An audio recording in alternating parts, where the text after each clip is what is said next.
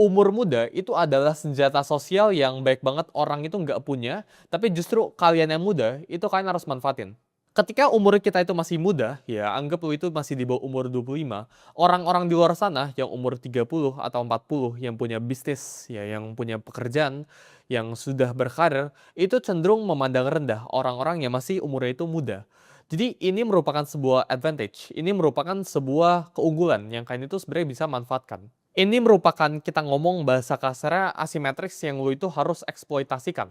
Karena ketika umur lu itu masih muda, orang itu punya ekspektasi yang rendah sama lu. Sedangkan ya ketika umur lu itu udah 30, umur lu udah 40, orang itu udah mulai punya ekspektasi sama lu. Tapi ketika orang itu lu itu masih kecil, ya umur lu itu masih di bawah 25, kita ngomong orang itu meremehkan, orang itu nggak punya ekspektasi apa-apa. Dan window ini akan segera tertutup ketika lu udah di atas umur 25.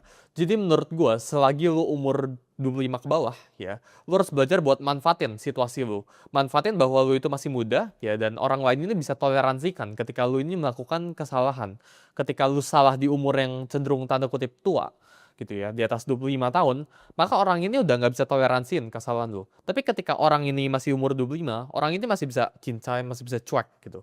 Jadi jangan appear too strong, jangan pengen terlihat kuat, jangan pengen show off, jangan pengen pamerin diri kalian, tapi justru manfaatin umur kalian yang masih muda ya ke orang-orang yang ada di luar sana. Ekspektasi rendah itu bakalan masukin lu ke ruangan-ruangan yang lu susah masuk. Tapi sedangkan ya kita ngomong anak umur 19 anggap punya skill trading 10 contoh ya, 10% skillnya gitu. Sedangkan ya ada orang umur 30 punya skill trading 20%, dua kali lipat di atas umur anak 19. Tapi anak umur 19 ini bakalan jauh mendapatkan lebih baik akses dibandingkan orang yang umur 30 ini. Kenapa? Karena faktor umur.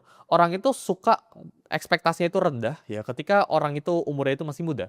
Sedangkan kalau umurnya itu udah tua, ekspektasi orang itu meningkat gradually. Jadi ini window yang again gue bilang bisa tertutup. Jadi manfaatin buat kalian yang masih umurnya itu masih muda, manfaatin. Pelajaran yang kedua ya, di umur ke-19 gue itu bisa kalah total tapi tetap nothing to lose. Ketika kalian itu umur 19, lu itu belum ada lifestyle, belum ada tanggungan, bahkan belum ada keluarga yang lu harus tanggung. Lu belum ada pengeluaran fix, ya, unless lu udah punya karyawan di umur ke-19.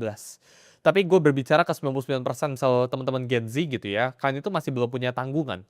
Tanggungan kalian itu masih di bawah orang tua. Ketika kalian itu nggak punya tanggungan apa-apa, ini merupakan sebuah advantage, ini merupakan sebuah keunggulan yang kalian itu sebenarnya bisa manfaatin. Gagal di umur 19, ya, itu nggak sama kayak orang yang gagal di umur 40. Orang yang gagal di umur 40 ini bakalan jauh lebih hurting daripada orang yang gagal di umur ke-19. Karena orang yang umur 40 ini bakal punya tanggungan misal KPR rumah, ya tanggungan keluarga, harus biayain orang tua. Sedangkan yang umur 19 ini, yang masih kuliah, yang masih SMA, ya bahkan baru lulus kuliah, ini masih biaya tanggungannya, itu bisa ditanggung sama orang tua. Atau seandainya lu cari duit sendiri, ya, lu itu belum punya tanggungan fix, ya kayak lu belum sewa motor, ya lu belum punya tanggungan cicilan motor, cicilan rumah, cicilan mobil. Jadi ketika lu itu bisa gagal di umur kayak misal gua, di umur ke-19 atau di umur yang relatif muda, menurut gue umur yang relatif muda itu di bawah 25, maka lu itu start di titik yang sama. Bahkan lu itu nggak start di titik sama sebenarnya. Ya, lu itu start di titik yang lebih maju dikit karena lu bisa nabung pengalaman. Jadi gunakan jatah gagal lu sebaik-baiknya sebelum lu umur 25. Karena setelah lu umur 25, ya lu itu udah punya tanggungan. Contohnya kayak gue ya, gue itu sekarang di umur ke-19, gue udah punya tanggungan. Karyawan gue itu udah hampir 30, jadi gue harus kasih makan ke 30 karyawan. Jadi gue nggak boleh gagal sekarang. Ya, ketika bisnis gue, ya gue harus mempertahankan reputasi gue. Ya gue sekarang gagal, setiap kali gue gagal itu disaksikan sama ribuan orang, ya ratusan ribu orang bahkan jutaan orang di publik, di media. Jadi ketika gue melakukan move di bisnis apapun itu, ya dan ini move ini misal salah atau move ini misal bener gitu ya, manusia kan belajar gitu kan.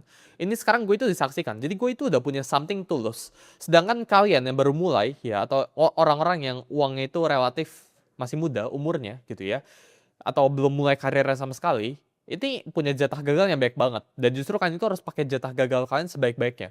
Karena jatah gagal itu merupakan sebuah pelajaran. Pelajaran yang ketiga, ya belajar buat negosiasi atau menjual diri kalian. Gue sering banget lihat orang di luar sana ya mencoba buat negosiasi. Tapi kenyataannya negosiasi dan melamar itu dua hal yang berbeda. Kalau lu nggak punya sesuatu buat lu offer atau kalau lu posisi itu jauh di bawah orang yang lu pengen negosiasiin itu, maka lu itu bukan sedang bernegosiasi, lu itu sedang melamar, lu itu sedang meminta. Aturan gua ya, kalau lu nggak bisa walk away, lu itu nggak lagi negosiasi, lu itu lagi melamar. Maksudnya kayak gimana? Misal lu itu lagi pengen lamar kerja sama gua, yang sekarang lagi nonton gitu. Tapi ya lu itu nggak bisa walk away dari gua, ya lu itu terpaksa. Pilihan lu satu-satunya itu cuma ke gua, ya pekerjaannya. Kalau lu nggak sama gua, lu nggak bisa kerja lagi sama tempat lain. Itu lu bukan sedang bernegosiasi. Ya lu itu nggak ada negotiation power kita ngomong. Ya lu itu nggak ada higher ground. Lu itu sedang melamar ke suatu pekerjaan. Misal gue punya bisnis, ya gue pengen deal sama bisnis A gitu.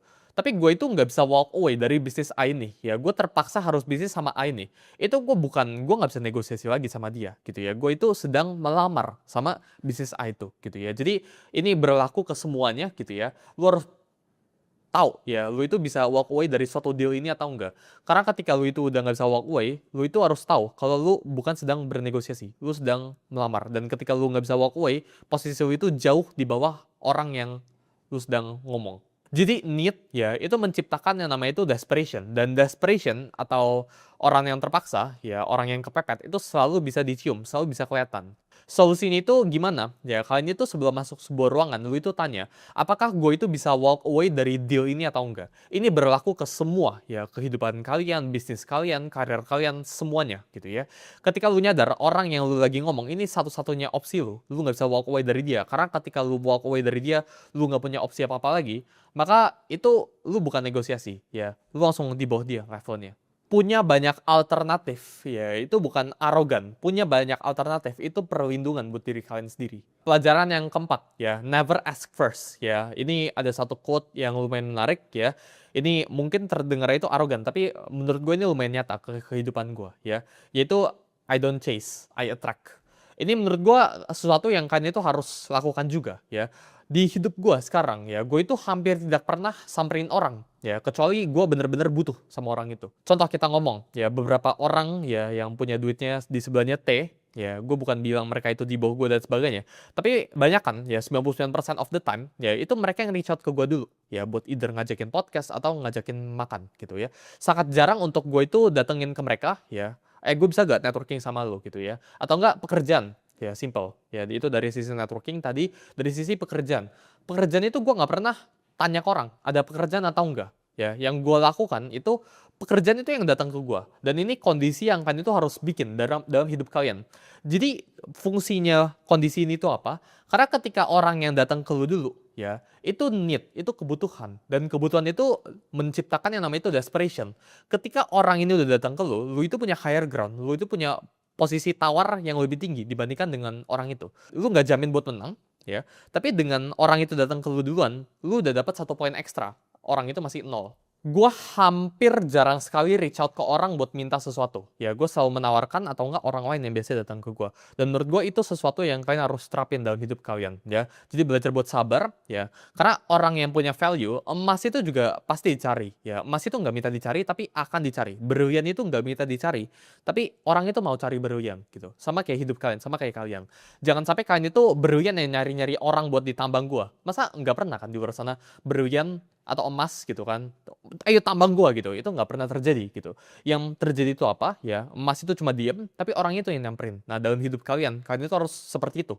Kalian harus belajar punya value gitu ya, dimana orang itu bakal samperin ke kalian, bukan kalian yang samperin ke orang terus. Yang kelima ya, dunia itu sempit ya. Jadi belajar buat jaga reputasi lu, kayak ini cuma satu-satunya yang lu punya. Ini mungkin kan udah sering banget dengar ya dari semua orang kalau jaga reputasi kalian dan sebagainya. Tapi faktanya ya, semua orang itu nggak terapin ini. Ya maksud gue dari jaga reputasi ini apa? Ya jangan buat musuh ya. 1000 teman itu terlalu sedikit, satu musuh itu terlalu banyak. Belajar buat netralin, belajar buat bikin musuh yang dari musuh itu jadi nggak benci sama lu gitu ya. Ini gue terapin juga ke keseluruhan relationship gue. Gue selalu berusaha untuk nggak create polarization ya. Gue nggak pengen ada orang yang benar-benar suka banget sama gue, tapi satu sisi ada orang yang benci banget sama gue. Karena ketika kondisi ini terjadi, ketika gue jatuh ya, ketika gue lagi turun gitu ya, orang itu mendoakan downfall gue. Orang